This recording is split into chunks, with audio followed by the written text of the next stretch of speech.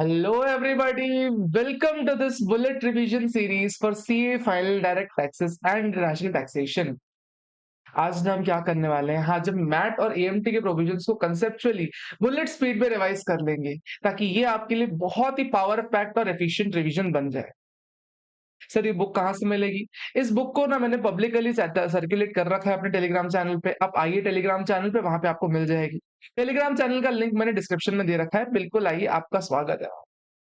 चलिए शुरू करते हैं बिना किसी वेस्ट ऑफ टाइम के। बस आपको फोकस बना के रखना है, मेरे साथ सुनना है, थोड़ा बहुत अपने दिमाग के साथ एक्सेप्ट करनी चीजें कि सर बोल क्या रहे हैं, रिलेट करना है। अगर आपको लग रहा है दिक्कत आ रही है तो थोड़ा सा रीड भी करते चलना, आपको आराम से बन जाएगा। नहीं भी रीड करोगे तो भी आराम से आपको बनता चलेगा। सर मैट किसके ऊपर लगता है? सरकार कहती है सारी की सारी कंपनीज पे लगेगा मैट, पहले चाहे वो फॉरेन कंपनी हो, गवर्नमेंट कंपनी हो, नॉन गवर्नमेंट कंपनी हो। सर उसके अलावा कहता है मैट कितना भरना पड़ेगा कंपनी को? कहता है नॉर्मल इनकम टैक्स के जो प्रोविजंस के अकॉर्डिंग जितना भी टैक्स बनेगा ना वो, या 15% of the book profit whichever is higher आपको भरना पड़ जाएगा। सर सिर्फ 15% नहीं भरना, 15% पे ना आपको सरचार्ज भी ऐड करना पड़ेगा।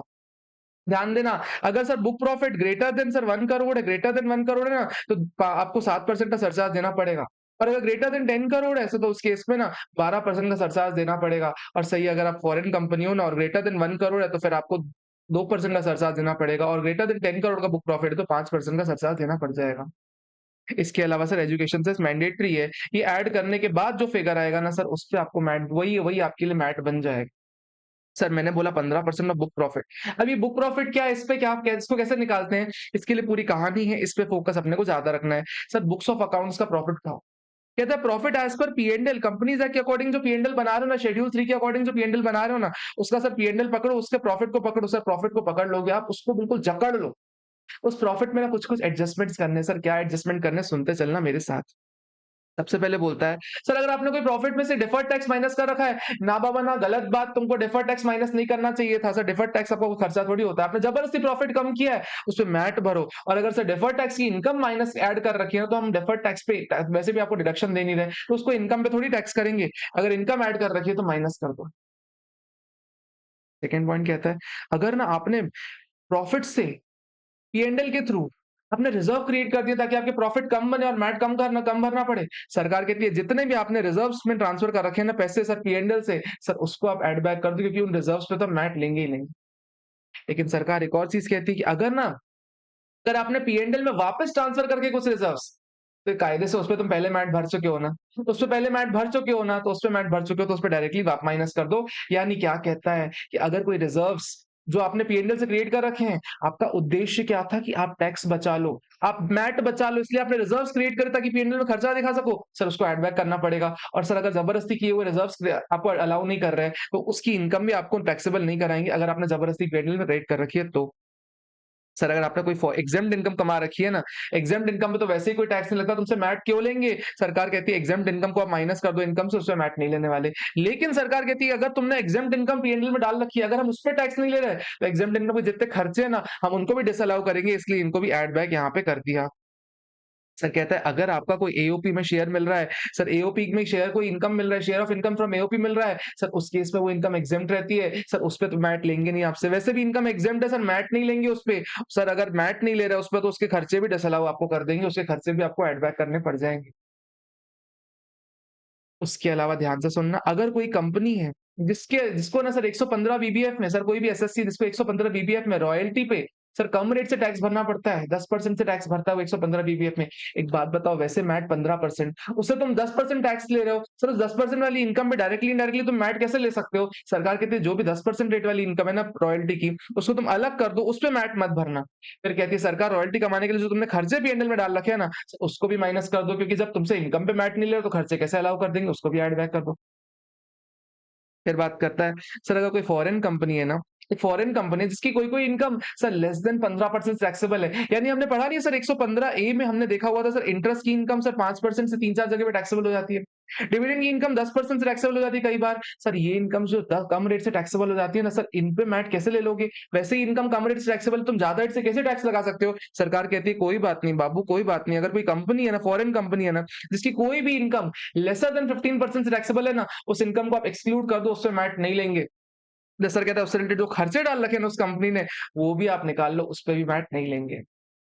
सर मैंने क्या किया, मैंने बहुत दिमाग लगाया, मैंने एसेट्स रिवैल्यू कर दिए ताकि डेप्रिसिएशन ज़्यादा मिल जाए, ताकि ना मेरे को मैट को कम भरना पड़े। सरकार ने कहा जितना भी डेप्रिसिएशन तुमने पी&एल में डाल रखा है ना, जितना भी सब डिसअलाउ कर दो और तुम अलाउ कितना करोगे, सिर्फ उतना डेप्रिसिएशन अलाउ करोगे जितना non depreciated, non revalued assets पे हो रहा है। फॉर एग्जांपल अगर ₹200 का एसेट था, उसपे ₹20 का डेप्रिसिएशन बन रहा था, आपने उसको रिवैल्यू करके आपने 250 का बना दिया और अब ₹25 का रिवैल्यूएशन ले लिया। सरकार कहती है इस 25 को डिसअलाउ कर देंगे और इस 20 को ही अलाउ करने वाले हैं। सर एक और चीज़ ध्यान से सुनना। सर मैंने क्या किया सर, मैंने एसेट को रिवैल्यू किया, एसेट को बेच दिया और सर रिवैल्यूएशन रिजर्व को डायरेक्ट जनरल रिजर्व में ट्रांसफर कर दिया। सरकार कहती है अगर आपने कोई जनरल रिजर्व से ना अगर रिवैल्यूएशन रिजर्व से जनरल रिजर्व में डाल दिया एसेट के डिस्पोजल के टाइम पे, सरकार कहती है उसमें मैट भरना पड़ेगा। आप उस अमाउंट को सर पी&एल में लेके आ जाओ। कहता है जब कभी भी एसेट डिस्पोज होगा उसके टाइम पे जितना भी बैलेंस ऑफ रिवैल्यूएशन रिजर्व होगा ना उस एसेट को पर्टेनिंग वो आपको पी&एल में लेके आना पड़ेगा सर, उस पे आपको मैट भरना पड़ जाएगा।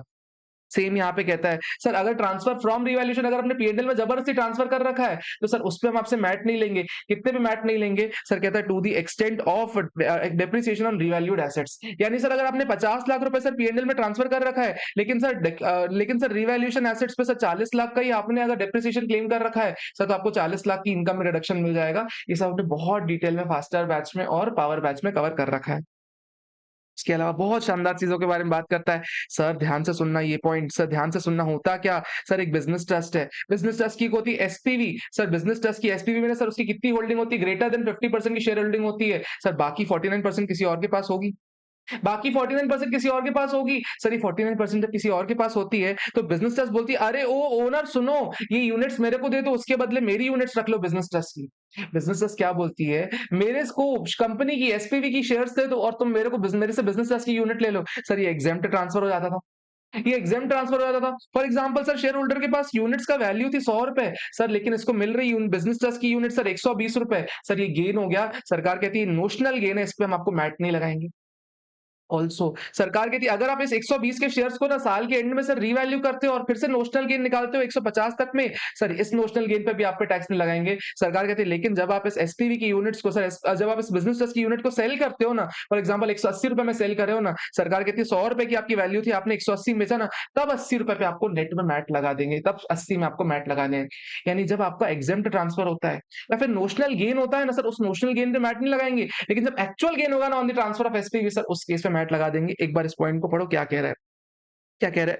Notional gain on exchange of shares of SPV of the units of business trust और notional gain on changes in carrying amount और gain on the transfer of the units. Sir इस पे मैट नहीं लगाएंगे, इसको आप माइनस कर दोगे सर, लेकिन यही अगर अगर आपको इनकम पे टैक्स नहीं लगा रहे तो आपको लॉसेस भी तो डिसअलाउ करवाएंगे ना। जितने भी अगर नोशनल लॉस हो रहा है ऑन ट्रांसफर ऑफ एसपीवी या फिर नोशनल लॉस हो रहा है सर साल के एंड पे फेयर वैल्यू करने में, तो उस लॉस को भी डिसअलाउ कर देंगे। लास्ट में कहता है जितना भी एक्चुअल गेन है ना सर, उसको ऐड बैक कर दो। अगर आपने ऐड बैक नहीं रखा उस पे टैक्स करवा देंगे, और सर जितना एक्चुअल लॉस है ना सर, उसको माइनस कर दो। एक्चुअल लॉस कैसे निकालेंगे? Sir sales price minus cost of the SPV. Sir अगर आपने गलती से ना कोई पी&एल डाल रखा है, पी&एल में डिविडेंड डाल रखा है पेड, या फिर डिविडेंड प्रपोज डाल रखा है, सर ऐड बैक कर दो, जबरदस्ती खर्चा ऐसे मैट ले ही लेंगे आपसे। सर अगर आपने कोई लॉस ऑफ सब्सिडरी पी&एल में डाल रखा है सर, उसको भी ऐड बैक कर दो। सर जबरदस्ती खर्चा क्यों कम करना चाह रहे हो, तुमको मना किया ना। सरकार कहती है किसी भी फॉर्म का इनकम टैक्स अगर आपने पी&एल में डाल रखा है, सर करंट टैक्स हो, सर इंटरेस्ट पेमेंट कर रखा है इनकम टैक्स का, सर लेट फीस पे कर रखी है आपने, उसके अलावा आपने कोई पेनल्टी पे कर रखी है, आपने कोई डिमांड पे कर रखी है, आपने कोई सेस पे कर रखा है, आपने सरचार्ज पे रखा है, जो पे कर रखा है सब डिसअलाउ हो जाएगा। सर कहते हैं अगर आपने डिम्यूनिशन ऑफ एसेट्स से रिलेटेड कोई प्रोविजन बना रखा है, मेरे पास इन्वेस्टमेंट्स पड़ी हुई थी, मुझे लग रहा था इन्वेस्टमेंट्स की वैल्यू बहुत गिर जाएगी, सर गिर रही हुई वैल्यू पे ना मैंने प्रोविजन बना दिया, सरकार कहती है उस प्रोविजन को भी आप डिसअलाउ करोगे। कोई भी डिम्यूनिशन ऑफ एसेट की जो भी प्रोविजनिंग होगी आपको अलाउ नहीं होने वाली, और सर कंटिजेंट लायबिलिटी भी आपको डिसअलाउ कर देंगे।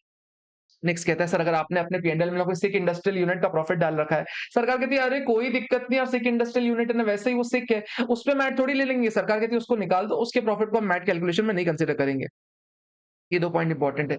एक नॉर्मल बिज़नेस है। सर उसके पास ना बुक प्रॉफिट कुछ साल में लॉस था। सर उसके पास कुछ ब्रॉड फॉरवर्ड लॉसेस पड़े हुए थे और अनअब्सॉर्ब्ड डेप्रिसिएशन था। सरकार कहती है तुम सारे सालों का ब्रॉड फॉरवर्ड डेप्रिसिएशन टोटल कर दो, अनअब्सॉर्ब्ड डेप्रिसिएशन टोटल कर दो, व्हिचएवर इज लोअर जो होगा ना दोनों का, सर वो तुमको उस पे तुमको मैट नहीं भरना पड़ेगा, उसको तुमको डिडक्शन में दे देंगे। लेकिन यही अगर तुम ऐसी कंपनी हो जिसकी सर कॉर्पोरेट इंसॉल्वेंसी प्रोसीडिंग्स चालू हो चुकी हैं सर सेक्शन 7 और सेक्शन 10 ऑफ आईबीसी में, या फिर तुम्हारी कंपनी के ना sir board of director suspend कर दिए सेंट्रल गवर्नमेंट ने, सर किस किसको सर कंपनी के डायरेक्टर या तो कंपनी की सब्सिडरी के डायरेक्टर या कंपनी की सब्सिडरी के डायरेक्टर अगर सेक्शन 242 में ना सर अगर आपके सस्पेंड कर रखे हैं, उस केस में ना आपको सर ब्रॉड फॉरवर्ड लॉसेस और unabsorbed depreciation whichever is lower नहीं sir brought forward losses plus unabsorbed depreciation आपको माइनस करवा दिया जाएगा। इस पे आपको मैट नहीं भरना।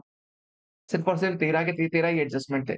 सुनना ध्यान से आगे क्या कह रहा है। सर ये सारे के सारे एडजस्टमेंट ना आपको शेड्यूल 3 के प्रॉफिट में करने हैं, यानी जो कंपनीज़ एक्ट का प्रॉफिट है उसमें करना है। लेकिन बैंकिंग कंपनी के लिए सर बैंकिंग रेगुलेशन एक्ट का ले लेना, इंश्योरेंस कंपनी के लिए सर इंश्योरेंस एक्ट ले लेना और सर इलेक्ट्रिसिटी कंपनी के लिए जो भी उनके रिस्पेक्टिव एक्ट्स है ना, सर उन रिस्पेक्टिव एक्ट्स के अकॉर्डिंग जो पी&एल बना रहे हैं ना सर उस पी&एल के अकॉर्डिंग एडजस्टमेंट कर देना। सर कहते हैं अगर कभी भी ना प्रोविजन फॉर ग्रेच्युइटी अगर पी&एल में डला हुआ है, लीव एनकैशमेंट डला हुआ है, वारंटी डला हुआ है, सर इसको ऐड बैक मत करना। सर कब ऐड बैक मत करना? अगर ये एक्चुअल वैल्यूएशन के बेसिस पे या साइंटिफिक बेसिस पे कर रखा है तो इसको ऐड बैक नहीं करना। याद करो सर ये चीज़ हमने पढ़ा हुआ तो कॉन्फ्लिक्ट में सर अगर कभी भी अगर यही इनकम टैक्स में होता ना सर पीजीबीपी कैलकुलेशन में सर ये सारे के सारे ऐड बैक कर देते प्रोविजंस। एक्चुअल पेमेंट ही अलाउ होते हैं लेकिन मैट में आपको ऐड बैक नहीं करना अगर ये एक्चुअल वैल्यूएशन के बेसिस पे कर रखा है। सर पॉइंट नंबर 4 में जो हमने डेप्रिसिएशन की बात की थी ना सर ये डेप्रिसिएशन ना कंपनीज एक्ट का डेप्रिसिएशन है। कहीं से कहीं ये depreciation sir income tax act का नहीं होगा, कंपनीज एक्ट का होगा। और सर यहाँ पे भी जब मैं डेप्रिसिएशन और ब्रॉड फॉरवर्ड लॉसेस की बात कर रहा हूँ सर लोअर वाला या फिर प्लस वाला, सर दोनों ही कंपनीज एक्ट के ब्रॉड फॉरवर्ड लॉसेस है और अनअब्सॉर्ब्ड डेप्रिसिएशन है। उसके अलावा सर अब कैसे करेंगे? सर एक बार आपने निकाल लिया profit sir as per as आपने प्रॉफिट निकाल लिया। सर एक बार अगर आपने मैट का बुक प्रॉफिट निकाल दिया, अगर मान लो आपकी company sir end S follow करती है। सर इंड एस अगर कंपनी फॉलो करती है फिर कैसे एडजस्टमेंट करेंगे? सरकार कहती है अगर इंड एस फॉलो करती है तो कोई दिक्कत वाली बात नहीं। तुम ऊपर निकाले हुए बुक प्रॉफिट को पकड़ लो, उसके बाद ना इंड एस के 2 कांसेप्ट लगाओ। सर इंड एस के 2 कांसेप्ट क्या-क्या होते हैं पी&एल में? सर एक होता है ओसीआई सर ओसीआई रिक्लासिफाएबल। सर रिक्लासिफाएबल मतलब क्या होता है? आज नहीं तो कल सर जब कभी भी इनकम जाएगी ना तो पी&एल में चली जाएगी। और एक होता है सर ओसीआई नॉन रिक्लासिफाइबल। सरकार कहती है आज नहीं तो कल सर ये इनकम कभी भी पी&एल में नहीं जाने वाली, ये हमेशा जनरल रिजर्व में चली जाएगी जब कभी भी इनकम अर्न हो जाएगी। सर ओसीआई रिक्लासिफाइबल जब पी&एल में चला जाएगा ना तब उसपे मैट भर देंगे। सरकार कहती है ओसीआई एनआर कभी पी&एल में नहीं जाने वाला ना, ओसीआई एनआर पे आप इस साल में पूरे पे मैट भर दोगे। इस साल में ना सारा का सारा items credited to OCI NR को आप लेके चले जाओगे पी&एल में, लेकिन दोस्त 2 आइटम्स को मत लेके जाना। इन 2 आइटम्स को मत लेके जाना सर कौन-कौन से 2 item? Sir revaluation surplus from asset अगर कोई हो रहा है ना इंड एस 16 के अकॉर्डिंग और इंड एस 38 के according sir property plant and equipment या फिर सर इंटेंजिबल एसेट्स में कोई भी अगर आपको रिवैल्यूएशन सरप्लस हो रहा है ना, सर उस रिवैल्यूएशन सरप्लस को आप ओसीआई एनआर वाले बैलेंस को सर मैट मत भरना उस साल में। सर एक और चीज़ क्या कहता है? Sir changes in fair value of equity instrument sir end S 109 sir end S 109 में क्या होता है सर एफवीओसीआई एनआर का आपको ऑप्शन मिलता था। सर अगर आपको इक्विटी इंस्ट्रूमेंट खरीदना है वन टाइम ऑप्शन मिलता था एफवीओसीआई इंड एस 109 फाइनेंशियल इंस्ट्रूमेंट्स में। सर उस केस में अगर आप फेयर वैल्यू चेंजेस करते हो ना ओसीआई एनआर में तो सर आपसे उस साल में टैक्स नहीं लगाता जिस साल में फेयर वैल्यू चेंजेस होते हैं। सर इन दोनों केसेस में आपसे मैट कब लगाएँगे? सर आपसे मैट लगाएँगे जिस साल में आप उनको ट्रांसफर कर रहे हो। यानी मैंने क्या बोला जितना भी ओसीआई एनआर का बैलेंस है ना पूरा लेके चले जाओ सर उस पे मैट भर देना। लेकिन सर 2 केसेस में ना आपको ओसीआई एनआर के बैलेंस को नहीं लेके जाना। सर कब लेके जाना है? जब आप उस इक्विटी इंस्ट्रूमेंट्स को बेच दोगे ना तो जितना भी ओसीआई एनआर का बैलेंस शीट में इकट्ठा हो गया ना उसको आप एक बार में ले जाओगे पी&एल में और मैट भर दोगे। और सर रिवैल्यूएशन बैलेंस जितना भी आपने इकट्ठा कर लिया है ना उस इंड एस वाले एसेट का सर उसको जब डिस्पोज़ करोगे ना उसपे जितना प्रॉफिट होता है ना उस पे आपको मैट ले लेना। Same to same goes with अगर आपको कोई लॉस है ओसीआई एनआर में तो सर पूरा का पूरा सर लेके चले जाओ पी&एल में उसका डिडक्शन ले लो। लेकिन 2 का लॉस आपको नहीं मिलने वाला सर अगर कोई भी revaluation of asset as per end S 16 और 38 या फिर अगर कोई चेंजेस इन फेयर वैल्यू पे लॉस है सर 109 के अकॉर्डिंग सर लॉस को आप मत लेके जाना। जब एसेट ट्रांसफर करोगे तब आपको डिडक्शन मिलेगा अदरवाइज़ आपको डिडक्शन नहीं मिलने वाला। द थर्ड पॉइंट क्या कहता है? सर अगर ना आपने distribution of non cash asset to share holders and demerger sir क्या कहता है? अगर कोई डीमर्जर आपने कर दिया। अगर आपने कोई डीमर्जर किया हुआ है सर डीमर्जर में क्या होता है? सर अगर कोई पेरेंट कंपनी है सर उसका पेरेंट कंपनी का सर रिजल्टिंग कंपनी के पास एसेट जाते हैं। रिजल्टिंग कंपनी के पास एसेट जाते हैं। सर कई बार ना इंड एस में क्या होता है? इंड एस में अगर आप पढ़ोगे तो ये जो एसेट जाते हैं सर ये अदर देन बुक वैल्यू जाते हैं यानी फेयर मार्केट वैल्यू पे जाते हैं। तो होता क्या सर पेरेंट कंपनी की बुक में बहुत सारा प्रॉफिट दिख रहा होता है। पेरेंट कंपनी की बुक में बहुत सारा प्रॉफिट दिख रहा होता है। सरकार कहती है इस प्रॉफिट पे ना आपको मैट नहीं भरना, इस प्रॉफिट पे आपको मैट नहीं भरना। सरकार मना कर देती है, कहता है इस पे ना अगर आपने कोई भी लॉस डाल रखा है ना बुक्स में, सर लॉस अलाउ नहीं करेंगे और सर जितना भी आपने प्रॉफिट डाल रखा है ना सर प्रॉफिट पे भी मैट आपसे नहीं लेने वाले। अगर कोई भी आपका डीमर्जर के टाइम पे इंड एस की कंप्लायंस करने के कारण सर अगर लॉस हो रहा है ना, उसको अलाउ नहीं करेंगे और जितना प्रॉफिट है उस पे टैक्स ले लेंगे।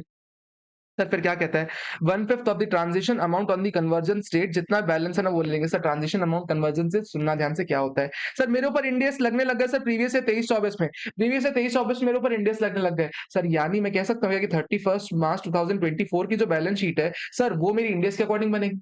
प्लस सर मेरी लास्ट ईयर की बैलेंस शीट 31st मार्च 2023 की बैलेंस शीट भी लगेगी। सर उसके अलावा एक और रिपोर्टिंग करनी पड़ती है इंड एस में, अगर आपको याद हो सर, एक अप्रैल 2022 की बैलेंस शीट मेरे को एक ओपनिंग बैलेंस शीट देनी पड़ती है। आपको याद आ रहा है सर, ओपनिंग बैलेंस शीट देनी पड़ती है अपने को इंड एस को कंप्लाई करने के लिए। सर इंड एस 101 कहता है first time adoption. Sir opening balance sheet आपको देनी पड़ जाती है। सर ओपनिंग बैलेंस शीट आप कैसे प्रेजेंट करते हो, आप सारे के सारे फाइनेंशियल, सारे के सारे आइटम्स की कॉस्ट उठाते हो। सर उन कॉस्ट पे ऐसे ट्रीट करते हो ना एज इफ कि कभी आपने आपने डे फर्स्ट से इंड एस कंप्लाई किए हुए हैं। सर रेट्रोस्पेक्टिव रीस्टेटमेंट करते हो। For example PP, sir PP आपकी बुक्स में चला आ रहा था सर 100 रुपए के हिसाब से सर, लेकिन इंड एस से कंप्लाई करने के हिसाब से नहीं, 150 रुपए का होना चाहिए वो। 150 रुपए का होना चाहिए सर, बैलेंस शीट में आप 150 लेके चले जाओगे। सर इसका जो प्रॉफिट है ना सर, वो प्रॉफिट कहाँ जाता है? सर ये बैलेंस ना अदर इक्विटी में चला जाता है। यानी क्या मैं बोलूँ, इंड एस कंप्लाई करने के कारण बहुत सारा प्रॉफिट, बहुत सारा लॉस मेरे अदर इक्विटी के बैलेंस में इकट्ठा हो गया। इंड एस कंप्लाई करने के कारण मेरा बहुत सारा प्रॉफिट, बहुत सारा लॉस अदर इक्विटी के बैलेंस में इकट्ठा हो गया। सरकार कहती है हाँ, हो गया ना अदर इक्विटी पे, उसपे तुमसे मैट एक बार में नहीं लेंगे, उसमें तुमसे ना 1/5 करके ले लेंगे आपसे मैट। 1/5 करके मैट हर साल में लेंगे। अगर लॉस हो रहा है तो हर साल में 1/5 का डिडक्शन आपको देते चलेंगे। सर अदर इक्विटी के पूरे बैलेंस को आपको नहीं उठाना, अदर इक्विटी के ना कुछ लिमिटेड बैलेंस को उठाना है। सुनना ध्यान से क्या कहता है। सर सुनना ध्यान से, सर कहता है अदर इक्विटी में जितना भी कैपिटल रिजर्व है सर उसको मत लेना, सिक्योरिटी प्रीमियम है उसको मत लेना। सर क्यों नहीं लेना? कैपिटल रिजर्व पे वैसे भी आपने कभी कोई एडजस्टमेंट किया ही नहीं। इंड एस कंप्लाई करने के लिए कभी भी कैपिटल रिजर्व से एडजस्टमेंट नहीं करते, ना ही सिक्योरिटी प्रीमियम से एडजस्टमेंट करते हैं, इसलिए सर इसको मत लेना आप अदर इक्विटी के बैलेंस में। तो सर कहता है कोई भी ना, अगर आपने ओसीआई आर का बैलेंस है ना आपका अदर इक्विटी में सर, जो आगे चल के रिक्लासिफाई हो जाएगा पीएनएल में, सरकार कहती है उस पे भी मैट मत भरो, क्योंकि जब वो रिक्लासिफाई हो जाएगा तब उससे मैट भर लेंगे उसपे। सरकार कहती है अगर कोई एसेट पे रिवैल्यूएशन कर रखा है ना आपने, सर एसेट पे रिवैल्यूएशन पे सर मैट नहीं भरना। क्यों? क्योंकि सर हमने पढ़ लिया था जब एसेट डिस्पोज ऑफ करेंगे सर उस केस में मैट भर देंगे। सर अगर कोई changes in fair value of equity instruments आपके दिख रहा है अदर इक्विटी में, सरकार कहती है उस पे भी मैट मत भरना। क्यों सर उसपे मैट नहीं भरना? क्योंकि जब उसको डिस्पोज करेंगे तब उससे वापस मैट ले लेंगे। सर उसके बाद कहता है अगर कोई पीपी से रिलेटेड है, sir investment subsidy, sir investment subsidy में क्या ही करोगे सर, इन्वेस्टमेंट सब्सिडी आपके अकॉर्डिंग चेंज हो सकती है। या फिर सर कोई फॉरेन ट्रांसलेशन रिजर्व है सर, इसमें भी अगर कोई बैलेंस दिख रहा है ना सर, अदर इक्विटी के ये सारे बैलेंसेस आप छोड़ दोगे सर, क्योंकि इन सब पे ना जब रेलेवेंट टाइम आएगा ना उस पे मैट लग जाएगा। सर अदर इक्विटी के इन बैलेंस को हटा दो, जो बैलेंस बचा ना सर उस बैलेंस पे आपको 1/5 करके सर मैट या तो देना पड़ जाएगा या तो 1/5 से आपको डिडक्शन मिल जाएगा। सर उसके अलावा कहता है अगर कोई यूनिट आईएफएससी में लोकेटेड है ना, तो उससे 15% के बदले सर 9% का मैट का प्रोविजन लगने वाला है। सर अगर आप मैट को कंप्लाई कर रहे हो ना, आपको ध्यान देना पड़ेगा सर, आपको एडवांस टैक्स के प्रोविजंस को ना म्यूटेटिस म्यूटेंडिस अब कंप्लाई करना है। सर मैट ना सब्स्टिट्यूट कर लेगा एक रेगुलर इनकम टैक्स को। सर जो भी एडवांस टैक्स पेबल है ना आपको पे करना पड़ेगा, और सर इंटरेस्ट भी लगेगा उस एडवांस टैक्स नॉट पेबल पे 234A 234B 234C का। सर मैट किनके-किनके ऊपर एप्लीकेबल नहीं है। सर एक लाइफ इंश्योरेंस कंपनी के ऊपर मैट एप्लीकेबल नहीं है। सर कहते हैं कंपनीज़ जो कि सर 115 बीएए बीएबी में ऑप्ट करती है, सर न्यू टैक्स रेज़ीम में ऑप्ट कर रहा है सर, उनके ऊपर मैट एप्लीकेबल नहीं है। सर फिर कहता है कोई शिपिंग कंपनी हो गई सर, या फिर एयरक्राफ्ट कंपनी हो गई, या फिर टर्नकी प्रोजेक्ट कंपनी हो गई, या फिर सर कौन-कौन सी, या फिर सर कोई ऐसी कंपनी जो मिनरल एक्सट्रैक्शन का रेंटिंग पे दे रही plant and machinery, sir NR taxation पढ़ के आए, ये सब इन सब पे मैट नहीं लगता। फिर कहता है एक फॉरेन कंपनी जिसका डीटीएए है इंडिया के साथ, और सर उसका कोई प्लेस ऑफ इनकॉर्पोरेशन ही नहीं, सर पीई नहीं है इंडिया में, तो उससे मैट नहीं लगाओगे। सर कहता है इंडिया के साथ अगर डीटीएए नहीं है ना, तो वो कंपनी यहाँ रजिस्टर्ड भी नहीं होनी चाहिए, अगर रजिस्टर्ड नहीं है तो उसके ऊपर मैट नहीं लगाएँगे। सर हुआ क्या? मैट के अकॉर्डिंग टैक्स मेरे पास 5 लाख बना, सर इनकम टैक्स के अकॉर्डिंग 3 लाख बना, सर हुआ क्या, मेरे को देना पड़ा 5 लाख रुपए। सरकार कहती है तुमने ज़्यादा दे दिया ना, तुमने ज़्यादा दे दिया ना, सरकार कहती है जो 2 लाख रुपए एक्स्ट्रा दिया हुआ है ना, ये मैट क्रेडिट दे देंगे तुमको। सर मैट क्रेडिट का क्या करूँगा मैं अगले साल? फॉर एग्जांपल अगले साल मेरा normal income tax provision sir 3,50,000 बना, मैट के अकॉर्डिंग सर 2 लाख बना, सर 1.5 लाख रुपए का जो मेरे को एक्सेस पे करना पड़ रहा है ना, ये मैं इस मैट क्रेडिट से सेट ऑफ कर सकता हूँ। सर क्या कहता है, if MAT is greater than normal income then MAT minus normal income shall be treated as MAT credit. MAT credit can be allowed to set off and carry forward for 15 years. Sir 15 साल के लिए आप set of carry forward कर सकते हो। Sir MAT credit can be use if normal income tax exceeds in the year of. Sir अगर कभी भी आपका नॉर्मल इनकम टैक्स ज्यादा चला जा रहा है मैट से, तो जितना ज्यादा जा रहा है ना मैट से, उतना आप मैट क्रेडिट यूज कर सकते हो, उतने से आपका काम हो जाएगा। उसके अलावा सर कहता है अगर कोई एलएलपी, सर अगर कोई कंपनी एलएलपी में कन्वर्ट हो जाती है, सर अगर कंपनी एलएलपी में कन्वर्ट हो जाती है तो मैट क्रेडिट सर लैप्स हो जाएगा, मैट क्रेडिट का कोई भी सिग्निफिकेंस नहीं बचेगा। सर एक और बात का ध्यान देना, सर अगर एओ चाहे ना तो आपके बुक्स ऑफ अकाउंट्स की बुक प्रॉफिट में सर ये 15 और 13 एडजस्टमेंट कर सकता है, सर आपका बुक प्रॉफिट वापस से रिकम्प्यूट नहीं कर सकता। और सर फॉरेन क्रेडिट आपका रिड्यूस हो जाएगा सर, जितना भी आपका मैट क्रेडिट एक्स्ट्रा यूज कर रहे हो। एग्जांपल क्या होता है सर, आपका मैट के अकॉर्डिंग टैक्स कितना बन रहा, आपके नॉर्मल प्रोविजंस के अकॉर्डिंग कितना बन रहा था? नॉर्मल प्रोविजन के अकॉर्डिंग 3 लाख का टैक्स बन रहा था, मैट के अकॉर्डिंग टैक्स बन रहा था 5 लाख का। सर नॉर्मल प्रोविजंस के according sir foreign tax rate कितनी मिल रही थी? सर 25,000 की मिल रही थी। सर इसके अकॉर्डिंग कितनी कितनी कितनी रिबेट मिल रही थी? सर 75,000 रुपीज़ की रिबेट मिल गई। सरकार कहती है मेरे से, "सर तुमने 2 लाख रुपए का एक्स्ट्रा टैक्स भरा मैट के अकॉर्डिंग, लेकिन सर मैट के चक्कर में तुमको रिबेट भी तो एक्स्ट्रा मिल गई ना। मैट के चक्कर में रिबेट भी तो एक्स्ट्रा मिल गई तुमको।" सरकार कहती है, "तुमको ना जो 2 लाख का क्रेडिट तुम कह रहे हो ना, हम सर उसमें से रिबेट वाला पोर्शन माइनस कर देंगे, 50,000 का जितना भी डिफरेंस है उसको माइनस कर देंगे।" सर कहती है कि तुमने भले टैक्स ज़्यादा बोल रहे थे मैट का, लेकिन तुमको मैट के चक्कर में रिबेट भी तो ज़्यादा मिल गई, इसलिए क्रेडिट तुम्हारा कम कर देंगे। सर एक्स्ट्रा शॉर्ट्स में क्या मैंने बताया था आपको, ध्यान सुनना। अगर कभी भी ट्रांसफर प्राइसिंग में एडवांस प्राइसिंग एग्रीमेंट के कारण अगर रोल बैक में सर आपकी कोई पुराने साल की इनकम सर प्रेजेंट ईयर में टैक्सेबल हो जाती है। पुराने साल की इनकम प्रेजेंट ईयर में टैक्सेबल हो रही है। तो सर पुराने साल की इनकम पे जब आप एक्स्ट्रा मैट भर के आए हो, सर उसका रिफंड मिलना चाहिए ना। सरकार कहती है रिफंड दे देंगे तुमको, लेकिन सर किसी एक फॉर्मूला से रिफंड देने वाले, सर रिबेट देने वाले, रिलीफ देने वाले करंट ईयर टैक्स में सर कैसे देने वाले सुनना ध्यान से। फॉर एग्जाम्पल सर पुराने किसी साल में ना मेरी 1 करोड़ की इनकम थी। 1 करोड़ की पुराने के साल में 1 करोड़ की इनकम थी और इस साल में 5 करोड़ की इनकम है। सरकार कहती है उस 1 करोड़ में से ना 20 लाख रुपए तुम माइनस करो और सर इस साल में 20 लाख रुपए ऐड कर दो। सरकार कहती है कैसे कैलकुलेट करोगे? सरकार बोलती है सर पहले 5.2 लाख पे ना 5.2 लाख पे पूरा का पूरा टैक्स निकालो, फिर माइनस कर दो उसपे सर 5 लाख पे निकाले हुए टैक्स पे। सर टैक्स ऑन 5.2 निकालो और टैक्स पॉइंट 5 निकालो। तो दोनों का जो डिफरेंस है ना, इसको तुम याद रखो, इसको पॉइंट नंबर 1 याद रखना। फिर सरकार कहती है तुम इस 1 करोड़ पे टैक्स निकालो, फिर 1 करोड़ माइनस सर 20 लाख पे यानी 80 लाख पे टैक्स निकालो। सर जो भी डिफरेंस है ना इसको तुम याद कर लो। दोनों का जो डिफरेंस होगा ना सर आपको रिबेट के रूप में दे देंगे। इसको हमने बहुत डिटेल में कर रखा है, क्वेश्चन इससे रिलेटेड नहीं है, लेकिन आपके पेपर में अगर आता है तो आपको पता होना चाहिए। सर एक बात का ध्यान देना, सर ये प्रोविजन तभी होने वाला है ना सर, एसएससी बोलेगा सर, एओ अपने आप नहीं करने वाला। उसके अलावा सर अगर कभी भी रिफंड आपका निकल रहा है ना, सर उस केस में ना आपको उस केस में आपको कभी भी इंटरेस्ट ऑन रिफंड नहीं मिलने वाला। इतना सा बस अपने मैट के प्रोविजन से सर आप अल्टरनेट मिनिमम टैक्स पे चले जाते हैं। सर जब कभी भी आपके सामने सर 35 एडी एसीजेड या चैप्टर 6 से के 80 आईए से लेके 80 आरआरबी के डिडक्शंस आएँगे, वादा करो मुझे तुम एएमटी को याद करोगे। जब कभी भी 35 एडी 10 डबल ए या फिर चैप्टर 6 ए के पार्ट सी वाले डिडक्शंस आएँगे, तुम एएमटी याद करोगे, आपको एएमटी के लिए चेक करना है। सर एएमटी के अकॉर्डिंग सर एएमटी में किसको टैक्स लगता है? सर एएमटी में किसी को टैक्स लगता है sir all SSC except company, sir except company के अलावा सारी के सारे एसएससीज़ को एएमटी में टैक्स भरना पड़ता है। सर कितना टैक्स भरना पड़ता है? सर जितना भी नॉर्मल इनकम टैक्स है ना या फिर sir 18.5% of adjusted total income whichever is higher है ना, उस पे टैक्स भरना पड़ जाता है। सर बात आती है एडजस्टेड टोटल इनकम क्या होती है? सरकार कहती है normal provisions of income tax act के अकॉर्डिंग जो भी आप प्रोविजन निकाल रहे हो ना, सर वो sir normal provisions of income tax के अकॉर्डिंग जो भी आप निकाल रहे हो ना टैक्स, सर वो उसमें आप क्या करोगे सर 10 डबल ए का जितना डिडक्शन आपने डाल रखा है ना पी&एल में उसको ऐड बैक कर दो। 3580 स्पेसिफाइड डिडक्शन का जितना डिडक्शन आपने ऐड कर रखा है सर वो ले लो। सर चैप्टर 6 के पार्ट सी वाले जितने भी डिडक्शन है ना सर वो ले लो 80 आईए से लेके 80 आरआरबी के। लेकिन ध्यान देना दोस्त 80 पी को आप ऐड बैक मत करना, कोऑपरेटिव सोसाइटी को ना हमने एग्जाम्प्ट कर दिया एएमटी के इन प्रोविजन से। इन तीनों को ऐड कर दो। सर माइनस क्या करोगे इसमें से? सर क्योंकि 3580 में आपने अगर 100% डिडक्शन ले लिया है, सर एक बात बताओ उसपे डेप्रिसिएशन तो मिलना चाहिए था ना। डेप्रिसिएशन तो मिलना चाहिए, तो जितना डेप्रिसिएशन मिलेगा ना सर उसको आप माइनस कर दो। सर इस डेप्रिसिएशन में मैंने एक खोपड़ी बना रखी है सर, याद रखना भूल जाओगे पेपर में। ये खोपड़ी बना दो भूल जाओगे नहीं तो। सर किसी-किसी ऊपर ईएमटी नहीं लगता, सरकार कहता है कोई भी अगर individual HUF, AOP, BOI artificial juridical person है ना, जिसकी एडजस्टेड टोटल इनकम 20 लाख तक की है ना सर, उसके ऊपर ईएमटी नहीं लगता। ऑल्सो सर कोई स्पेसिफाइड फंड है sir, alternate investment fund category 3 अगर आपको याद आ रहा हो sir, specified fund NR taxation वाला, सर हेज फंड्स टाइप होते हैं, सर आईएफएससी में लोकेटेड होते हैं। उसके अलावा सर 100% यूनिट होल्डर्स उसके नॉन रेजिडेंट होते हैं। उसके अलावा सर आईएफएससी रेगुलेटरी में अथॉरिटी में रजिस्टर्ड रहते हैं। उसको कैटेगरी इसको उसको बोलते हैं 10(4)D के फंड्स। उसके अलावा सर अगर कोई भी एंटिटी जो डिडक्शन ही नहीं ले रहा 10 डबल ए के या 3580 का या 80 आई से लेके आरआरबी का, सर उस केस में ना उनको एएमटी का कंप्लाई नहीं करना पड़ेगा। प्लस अगर कोई भी ऐसे सर न्यू टैक्स रेजिम या alternate tax regime under section 115 BAC में जा रहा है या बीएडी में जा रहा है या फिर सर बीएई में जा रहा है, सर उसको मैट को कंप्लाई नहीं करना पड़ जाएगा। सर कहता है अगर कोई कोऑपरेटिव सोसाइटी है तो उसके लिए सर 18.5% को काट के सर 15% मैट के प्रोविजंस लगा दो। सर अगर यही कोई एंटिटी सर आईएफएससी में है, सर आईएफएससी में और उसका पूरा का पूरा काम ना सर कन्वर्टेबल फॉरेन एक्सचेंज में आ रहा है, सर इस 18.5 18.5% काट के सर 9% पे लेके आ जाऊँ। उसके अलावा सर कहता है कि जो 18.5% के आपके प्रोविजंस हैं, जितना टैक्स भरना है, इसको सर इस पे एडवांस टैक्स भी आपको भरना पड़ेगा। सर 234 एबीसी का इंटरेस्ट भी आपके ऊपर लगाया जाएगा और सर जब कभी भी आप मैट कंप्यूट करोगे ना, मैट कंप्यूट करते टाइम आपको सीए सर्टिफिकेट करवाना पड़ेगा, सीए सर्टिफिकेट लेके देना पड़ेगा। AMT grade same as normal MAT grade रहता है। फॉर एग्जांपल सर अगर आपने किसी साल में एएमटी के अकॉर्डिंग से 2 लाख का टैक्स भर दिया।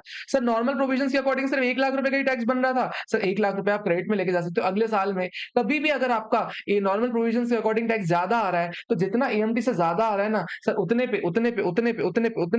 आपको क्रेडिट मिल जाएगा, उतने में आपको क्रेडिट यूज़ कर सकते हो।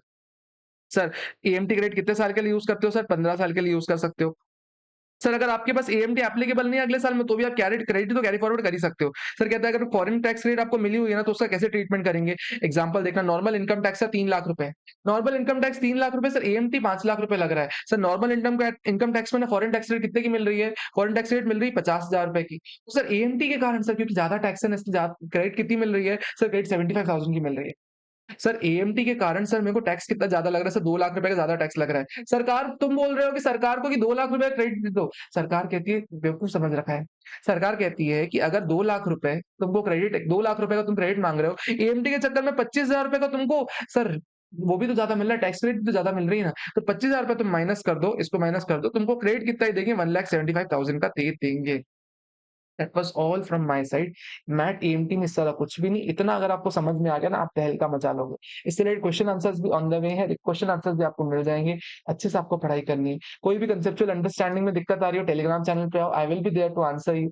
अगर कोई और दिक्कत जा रही है सब्जेक्ट से related, I am there to answer you. बस आपको अच्छे से करना है। अगर एग्ज़ाम के दिन भी सुन के जा रहे हो ना, मोर देन सफिशिएंट है, आपको परेशान होने की बिल्कुल दिक्कत नहीं है, आप सारे के सारे क्वेश्चन सॉल्व कर लोगे। अच्छे से करके आना, मुझे बताना कैसा किया आपने। ठीक है? See you soon in another video.